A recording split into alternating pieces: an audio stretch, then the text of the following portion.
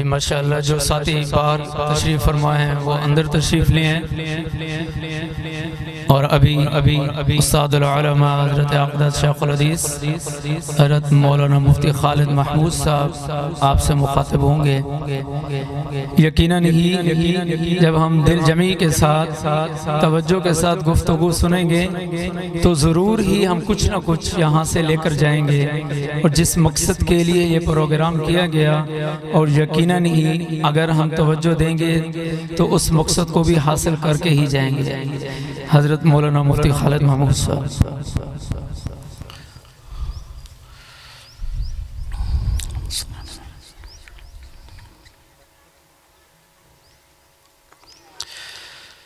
الحمد لله وكفى وسلام على عباده الذين اصطفى،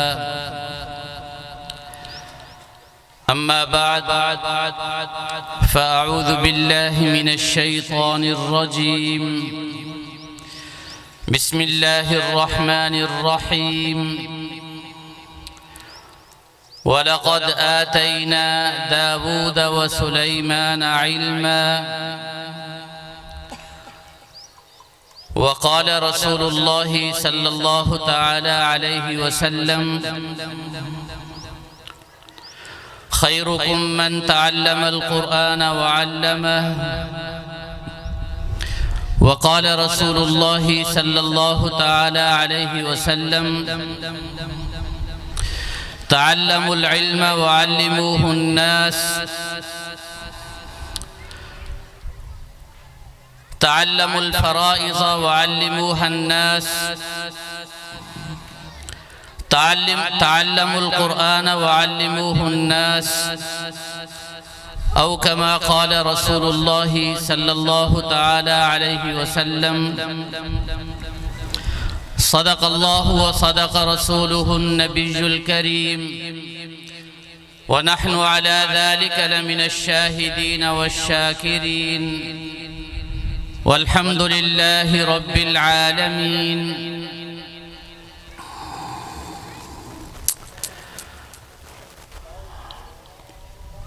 آج 10 مارچ بروز جمعۃ المبارک بعد نماز جمعہ عائشہ اسلامک سینٹر کا پہلا افتتاحی پروگرام جس میں ہم سب جمع ہیں،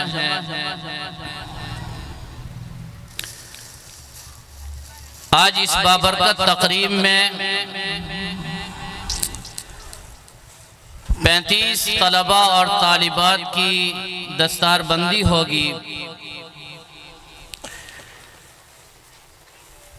ایک سال کی اس ادارے کی کارکردگی ان عزیز طلباء جو آپ حضرات کے سامنے سفید ملبوس میں، سفید پگڑیوں میں آپ حضرات ان کی زیارت کر رہے ہیں، یہ اللہ تبارک و تعالیٰ کا اس ادارے پر بہت بڑا کرم اور بہت بڑا احسان ہے۔ اللہ تبارک و تعالیٰ اس ادارے کو دن دگنی رات چگنی ترقیات سے مالا مال فرمائیں، خدمت دین، اشاعت دین اور دینی علوم کا اس کو محور اور مرکز اور مرجع خلائق بنا دیں۔ اس کے ساتھ میرے لیے ایک عظیم سعادت آج اس پروگرام میں شرکت کے حوالے سے یہ بھی ہے کہ میرے ولد عزیز حافظ عیسیٰ ابو بکر جو میرے برادر مکرم، برادر کبیر حضرت مولانا قاری جمال عبد الناصر صاحب کے زیدہ مجدہم کے صاحبزادے ہیں، انہوں نے بھی اسی ادارے میں قرآن پاک کی تکمیل کی۔ یہ خوشی یقیناً میرے لیے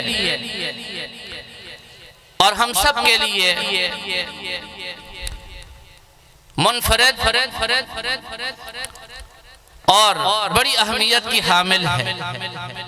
اللہ تبارک و تعالی میرے اس بچے کو اور ان تمام بچوں کو جو میرے ہی بچے ہیں قرآن پاک کے ساتھ صالحانہ محبت اور عقیدت نصیب فرمائیں، قرآن پاک کے انوارات سے ان کے سینوں کو منور فرمائیں۔ آپ حضرات توجہ میری طرف رکھیں گے، میں انتہائی مشکور اور ممنون ہوں حضرت قاری محمد جنید عزیز صاحب کا، جنہوں نے میری درخواست کو قبول کرتے ہوئے مجھے ابتدا میں وقت دے دیا۔ میں نے ابھی کوہلو کے آگے نیو کلی شہر ہے، وہاں جانا ہے اور عشاء کے بعد میرا وہاں بیان ہے، تو اللہ تعالیٰ ان کو بہت جزائے خیر عطا فرمائے اور اپنی شایان شان اللہ تعالیٰ ان کو انعامات سے نعمتوں سے نوازے۔ تھوڑی سی توجہ آپ حضرات میری طرف رکھیں گے۔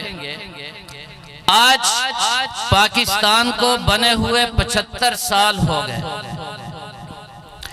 جب پاکستان بنا، پاکستان کن حالات میں بنا میں اس پر گفتگو نہیں کروں گا، جیسے کیسے پاکستان بن گیا۔ پاکستان بن جانے کے بعد دو قسم کے ادارے پاکستان میں معرض وجود میں آئے۔ ایک وہ ادارے جنہوں نے ایک مشن اور ایک مقصد اور ایک ہدف کو سامنے رکھتے ہوئے اپنا کام شروع کیا، اور وہ مقصد اور وہ مشن اور وہ ہدف، توجہ میری طرف رکھیے گا، وہ مقصد اللہ کے نام کو بلند کرنا، اللہ کے کلمے کو بلند کرنا، اللہ کے دین کو غالب کرنا، مدارس کو آباد کرنا، مساجد کو آباد کرنا، بے دینی کے سامنے بند باندھنا اور غلط قوانین، شریعت مطہرہ کے خلاف بننے والے قوانین کے سامنے ایک دیوار حائل کر دینا، یہ مقصد لے کر مدرسے کی بنیاد رکھی گئی۔ اور اس کے مقابلے میں پاکستان میں سکول بنائے گئے، ہائی سکول بنائے گئے، کالجز، یونیورسٹیاں اور ایلیمنٹری کالج، ان کو بھی وجود ملا، ان کی بھی بنیاد رکھی گئی، ان کا بھی ایک مقصد اور ایک ہدف تھا۔ آپ حضرات تھوڑی سی توجہ میری طرف رکھیں گے، ان کی بنیاد رکھی گئی، مقصد کیا تھا؟ قوم کو انجینئر پیش کرنا، قوم کو ڈاکٹرز پیش کرنا، قوم کو افیسرز پیش کرنا، اداروں اور محکموں کو چلانا، بنانا، سنوارنا، یہ ایک مقصد اور یہ ایک ہدف تھا۔ چنانچہ 75 سالہ تاریخ میں مدرسے نے بھی اپنا کام کیا، سکول و کالجز نے بھی اپنا کام کیا، وہاں سے بھی افراد تیار ہو کے نکلے، یہاں سے بھی افراد تیار ہو کر کے نکلے۔ میں آپ حضرات کو چیلنج کر کے کہتا ہوں، ڈاکٹرز ہماری قوم کی ضرورت، کوئی انکار نہیں، انجینئرز ہماری قوم کی ضرورت، کوئی انکار نہیں، یہاں کمشنر، یہاں ڈی سی، یہاں افیسرز، یہاں وزیر اعظم، یہاں وزراء، سب ہماری قوم کی ضرورت، کوئی انکار نہیں۔ لیکن میرا سوال یہ ہے کہ کیا یہ ادارے جو اربوں کے بجٹ سے معرض وجود میں آئے اور آج تک ملک کا بہت بڑا سرمایہ، بہت بڑا بجٹ ان پر خرچ کیا جا رہا ہے، قوم یہ سوال کرنا چاہتی ہے کیا اس قوم کو اچھے دیانتدار ڈاکٹرز تم نے مہیا کر دیے؟ کیا تم نے امانتدار، ایثار اور ہمدردی سے لبریز انجینئرز پیش کر دیے؟ وابڈا کے افیسر تمام محکموں کے ملازمین، ان کا کردار قوم کے سامنے پیش کیجئے۔ آگے بڑھتے ہیں، انتظامیہ کو دیکھ لیجئے، اس سے آگے بڑھیے صوبائی کابینہ کو دیکھ لیجئے، اس سے آگے بڑھ کر مرکزی حکومت کو دیکھ لیجئے، صدر مملکت سے لے کر وزیر اعظم سے لے کر صوبائی محکموں تک، اور آج یہاں نچلی سطح پر تمام اداروں میں، تمام محکموں میں تمہارے تعلیمی اداروں سے نکلنے والے تعلیم یافتہ آج ہمارے سامنے ہیں۔ ان کا کردار قوم کے سامنے ہے، اور ان کے افکار قوم کے سامنے ہے، ان کی دیانت قوم کے سامنے ہے، ان کی امانت قوم کے سامنے ہے، ان کی شرافت قوم کے سامنے ہے۔ میں فیصلہ نہیں کروں گا، میں تو آپ کو اشارہ دوں گا، آپ اپنے گریبانوں میں جھانک کر، اپنے دائیں بائیں دیکھ کر ذرا خود فیصلہ کیجئے۔ اور اس کے مقابلے میں ایک مدرسہ معرض وجود میں آیا، جس کو حکومت نے آج تک تسلیم نہیں کیا۔ یہ الگ بات ہے کہ پاکستان اسلام کے نام پر بنا، لا الہ الا اللہ کی بنیاد پر معرض وجود میں آیا، لیکن آج تک پاکستان میں نہ اسلام کو تسلیم کیا گیا، پاکستان میں آج تک نہ مدرسے کو تسلیم کیا گیا، نہ مسجد کے کردار کو تسلیم کیا گیا۔ پاکستان میں ایک وزیر اعظم بھی ایسا نہیں پیش کیا جا سکتا جس نے سربراہ مملکت وزارت عظمیٰ کے منصب پر فائز ہو کر یہ کہا ہو کہ پاکستان میں دینی مدارس کا کردار اجلا کردار ہے، روشن کردار ہے، جہاں علم کی تعلیم ہوتی ہے، علم پڑھایا جاتا ہے۔ نہیں، اس کے مقابلے میں یہ لوگ ترقی دیتے ہیں، حوصلہ افزائی کرتے ہیں اس کو جو ان کے اداروں میں پڑھایا جاتا ہے۔ پہلی بات تو یہ سمجھ لیجئے، علم کسے کہتے ہیں؟ علم کی تعریف یہ ہے، امام مالک رحمہ اللہ تعالی نے علم کی تعریف کرتے ہوئے بڑا عجیب جملہ ارشاد فرمایا، توجہ میری طرف رکھیے، بڑا عجیب جملہ فرمایا، ہوا نور فی قلب المؤمن، فرمایا کہ علم تو ایک نور کا نام ہے جو مومن کے دل میں آتا ہے، دل روشن ہو جاتا ہے، دل منور ہو جاتا ہے جب علم کی روشنی آتی ہے، علم کا نور سینے میں آتا ہے، فرمایا کہ سینہ منور ہو جاتا ہے۔ اب انسان کو پتہ چلتا ہے میرا خالق کون ہے، میرا مالک کون ہے، میرا رازق کون ہے، میرا داتا کون ہے، اولاد دینے والا کون، عزت دینے والا کون، اور روزی دینے والا کون، اس کو پتہ چلتا ہے۔ وہ یہ بھی جانتا ہے کہ اللہ رب العزت نے قرآن کی دولت ہمیں عطا فرمائی، اللہ نے اپنے محبوب پیغمبر صلی اللہ علیہ وسلم کو مبعوث فرما کر ہمارا پیغمبر، ہمارا رہنما اور ہادی بنا کر کے بھیجا۔ فرمایا کہ ہوا نور فی قلب المؤمن، جب مومن کے دل میں یہ نور آتا ہے وہ پھر اللہ کے قریب ہونا چاہتا ہے، محمد الرسول اللہ کے احکامات کو سیکھنا چاہتا ہے۔ یہ ہے علم کی تعریف۔ میں آپ سے پوچھتا ہوں، اگر علم کی تعریف یہی کی جائے تو اس علم کی تعریف کو سامنے رکھ کر مجھے ذرا بتائیے، یہ علم مدرسے میں ہے یا کالجز اور یونیورسٹیوں میں ہے؟ آپ اپنے آپ میں یہ فیصلہ خود کر لیجئے گا، میں فیصلہ نہیں کروں گا۔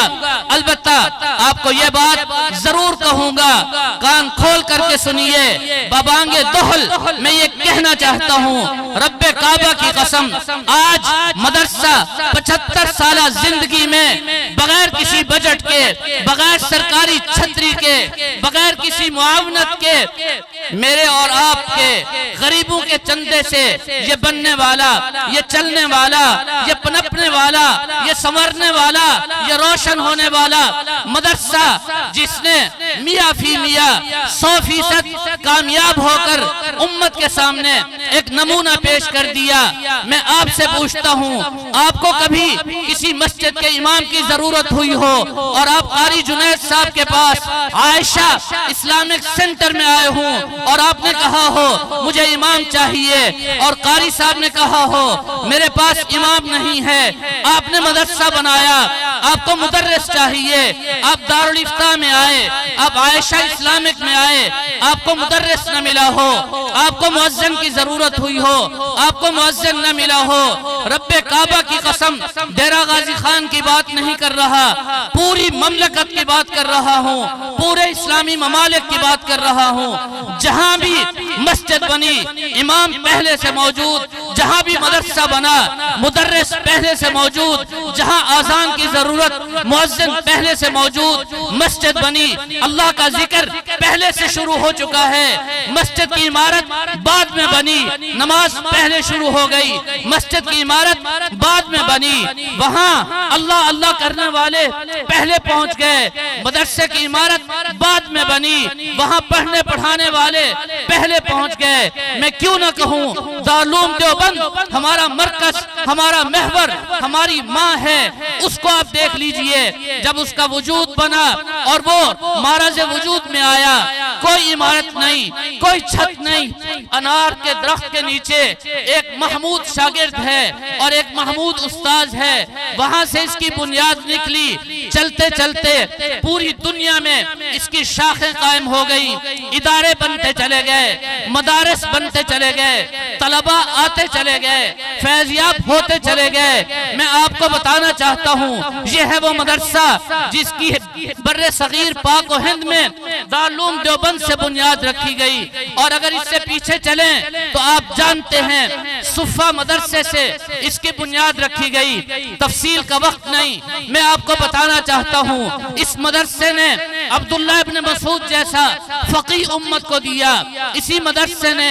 ابو ہریرہ جیسا محدث امت کو دیا، اسی مدرسے نے ابو حنیفہ جیسا فقیہ امت کو دیا، اسی مدرسے نے امام احمد ابن حنبل جیسا عظیم امام جو اپنی پیٹھ پر کوڑے کھا کر قرآن کی حفاظت کرتے ہوئے، قرآن کو بچاتے ہوئے، قرآن کو امت تک منتقل کرتے ہوئے اس دنیا سے چلا گیا، اسی امت میں اسی مدرسے نے امام شافعی رحمہ اللہ تعالی جیسا عظیم امام دیا جو ناشر الحدیث کے نام سے پوری دنیا میں پہچانے جاتے ہیں، اسی امت میں اسی مدرسے نے امام بخاری دیا، امام مسلم دیا، امام نسائی دیا، امام ابن ماجہ دیا، آگے چلیے قاسم نانوتوی دیا، شاہ ولی اللہ دیا، شاہ عبدالعزیز دیا، شاہ رفیع الدین دیا، اور پھر آگے بڑھیے رشید احمد گنگوہی اسی مدرسے نے دیا، اور پھر شیخ الہند جیسا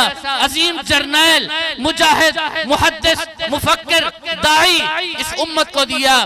کسی نے پوچھا تھا شیخ الہند اتنے بڑے تم استاذ، اتنے بڑے تم محدث، تمہاری کتاب کوئی نہیں، تم نے اگر قلم اٹھایا ہوتا کیسے کیسے نکات اور کیسے کیسے موتی اور جواہرات امت کو ملتے۔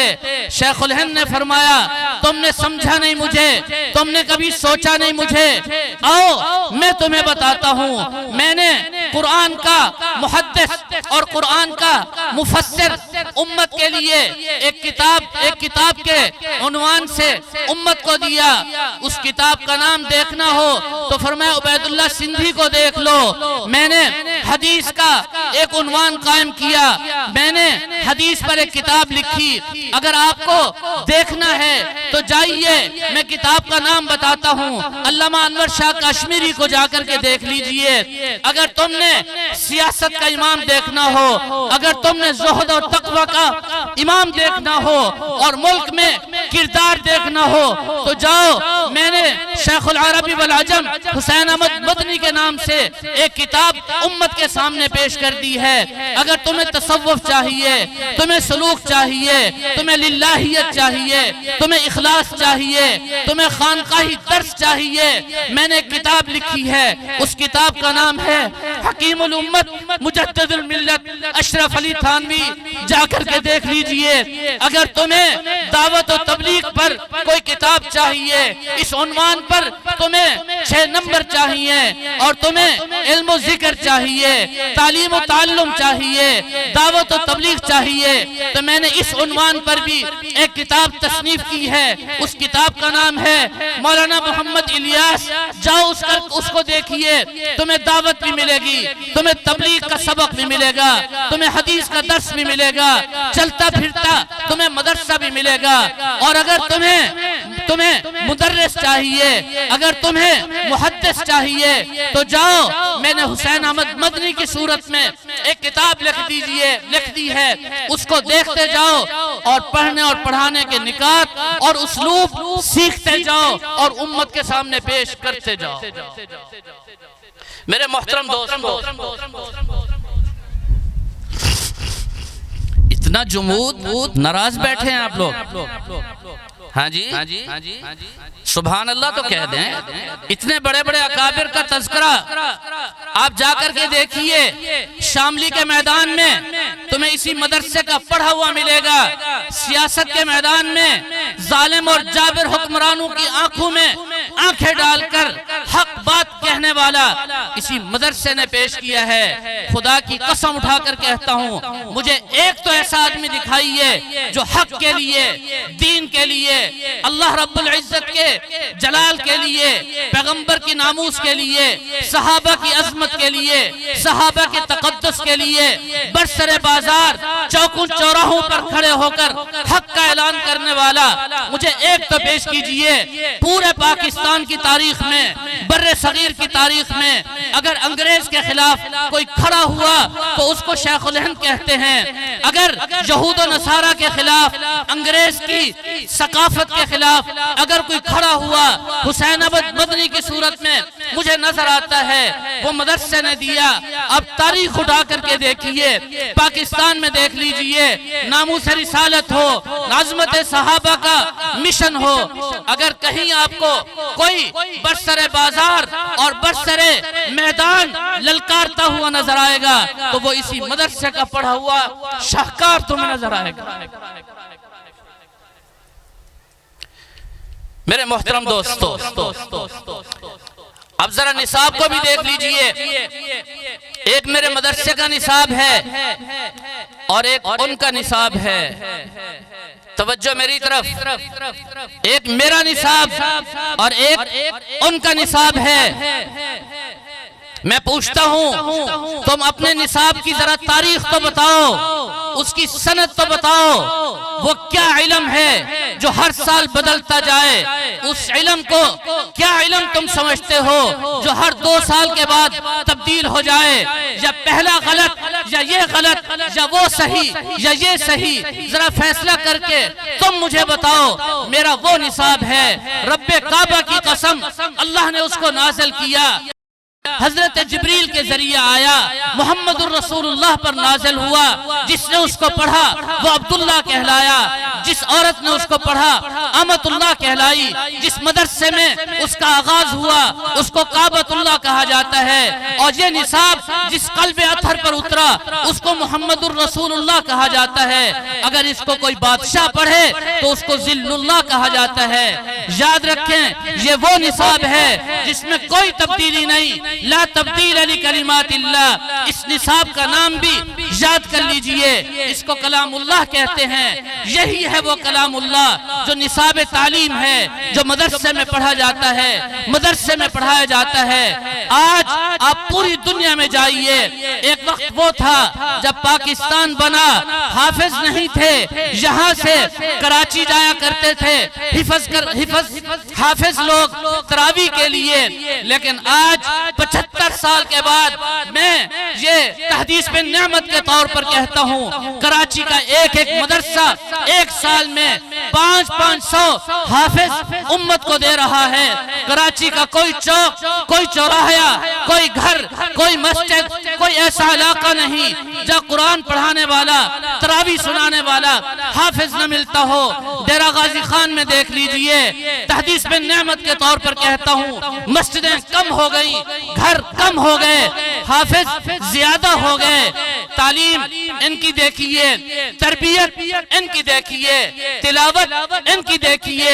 یہ ایک اعزاز ہے مدارس کو۔ وفاق المدارس العربیہ پاکستان نے اس سال جو سال گزر رہا ہے، صرف ایک سال میں 1 لاکھ حافظ قرآن پاکستان میں صرف وفاق المدارس نے اس امت کو دیے، اس قوم کو دیے۔ یہ دینی مدارس کا کردار ہے، یہ دینی مدارس کا اجلا کردار ہے، روشن کردار ہے۔ اور اس کے مقابلے میں جو تم نے تعلیم دی، جس کو میں تعلیم نہیں سمجھتا، تم نے فن دیا۔ فن بھی کیسا دیا؟ ساری قوم کو لوٹا۔ ملک دیوالیہ ہونے کے قریب ہو چکا، ملک میں کوئی عزت سے رہنے کے قابل نہیں رہا۔ تم نے لٹیرے پیدا کیے، تم نے چور پیدا کیے، تم نے ڈاکو پیدا کیے۔ تمہارا نصاب تعلیم پڑھ کر رشوت عام ہو گئی۔ تمہارے نصاب تعلیم کو پڑھ کر آج عورت اسلام آباد کے سڑکوں پر نکل کر ننگا مارچ کر رہی ہے، مدرسے کی توہین ہو رہی ہے، قرآن کی توہین ہو رہی ہے، حفاظ کی توہین ہو رہی ہے۔ یہ ہے تمہارا کردار جو تم نے قوم کے سامنے پیش کیا۔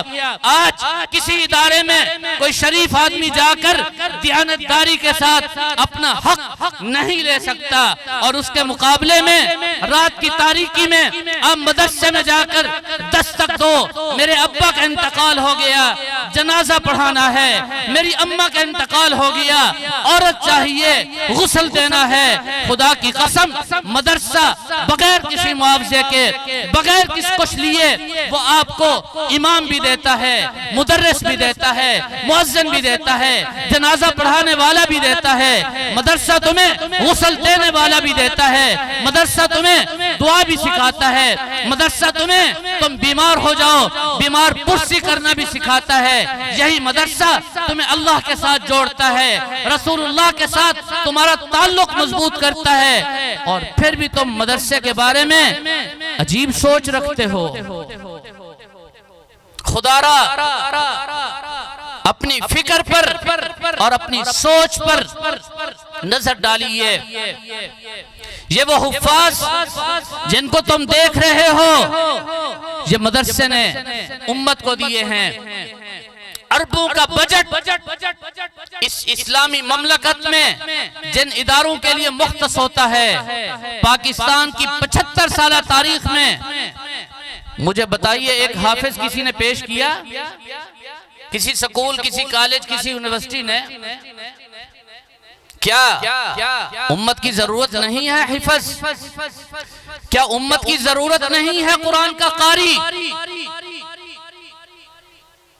لہذا میری درخواست ہے، یہ ادارے ہماری ضرورت، ڈاکٹرز ہماری ضرورت، انجینئرز ہماری ضرورت، پروفیسرز ہماری ضرورت، افیسرز ہماری ضرورت، وزراء ہماری ضرورت، سربراہان مملکت ہماری ضرورت، لیکن یہ ضرورت بعد میں ہے۔ مسلمان ہونا پہلے ہے، اسلام پہلے ہے، اخلاق پہلے ہے، کردار پہلے ہے، اخلاق نبوت پہلے ہے۔ میں دعوت دیتا ہوں، یا تو اپنے اداروں میں اخلاق پیغمبر کو جگہ دیجئے، قرآن کو، قرآنی احکامات کو اور قرآنی تعلیمات کو اپنے اداروں میں جگہ دیجئے، ایسے جیسے مدارس نے دی ہے۔